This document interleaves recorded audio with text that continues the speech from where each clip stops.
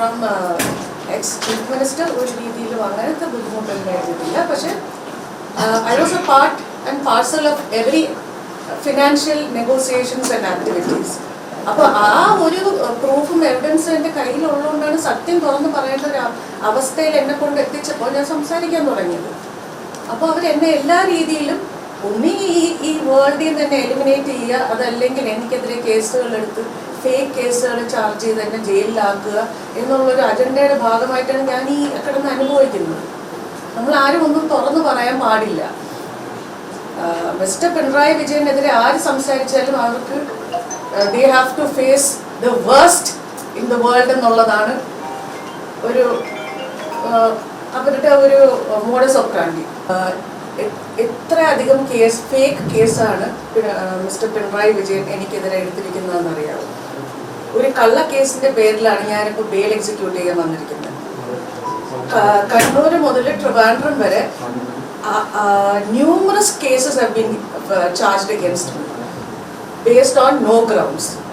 They confiscated my phone, they took away all the proof, and then they booked a forgery case against me. ഇങ്ങനെയാണെങ്കിൽ ഒരു common person അല്ലെങ്കിൽ ഒരു common human being ഈ കേരളത്തിൽ എങ്ങനെ survive ചെയ്യും? സത്യം വിളിച്ചു പറഞ്ഞതിൻ്റെ പേരിലാണ് ഞാനിപ്പോൾ corner to corner, court to court, police station to police station ഓടിക്കൊണ്ടിരിക്കുന്നത്. അപ്പൊ സത്യത്തിന് ഇവിടെ വിലയില്ലേ? This is what I want to ask. ഈ മുഖ്യമന്ത്രി അധികാരത്തിൽ നിന്ന് പോയതുകൊണ്ടാണ് ഇപ്പോൾ കേരളത്തിലേക്ക് മടങ്ങി വന്നത്. 100% അത് തന്നെയാണ്. ബിക്കോസ് ഇനിയിപ്പോൾ പോസിബിലിറ്റീസ് ഉണ്ട്, ഇവിടെ സർവൈവ് ചെയ്യാൻ പറ്റും, നമ്മളൊക്കെ സേഫ് ആണെന്നുള്ളൊരു വിശ്വാസത്തിന്റെ പേരിലാണ് തിരിച്ചു വന്നിരിക്കുന്നത്. ഇപ്പോൾ ഫോർ എക്സാമ്പിൾ ED ഉദ്യോഗസ്ഥർക്ക് പോലും സേഫ്റ്റി ഇല്ലാത്ത ഒരു സ്റ്റേറ്റ് ആണിത്. അപ്പം I am just taking that risk because I need to come back.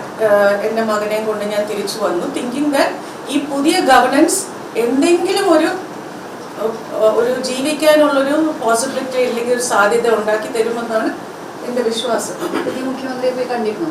ഇല്ല, we are planning on thinking because political അജണ്ടയുടെ ഭാഗമായി എനിക്കെതിരെ കുറേ കേസ് എടുത്തിട്ടുണ്ട്.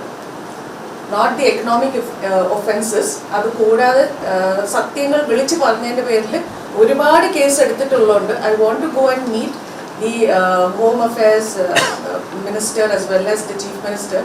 ഈ പൊളിറ്റിക്കൽ അജണ്ടയുടെ ഭാഗമായിട്ട് ചാർജ് ചെയ്തിരിക്കുന്ന കേസസ് നിന്നും എനിക്കൊരു മോചനം തരുമോ ഇല്ലയെന്ന് റിക്വസ്റ്റ് ചെയ്യാൻ വേണ്ടി we are planning to go and meet the ministers.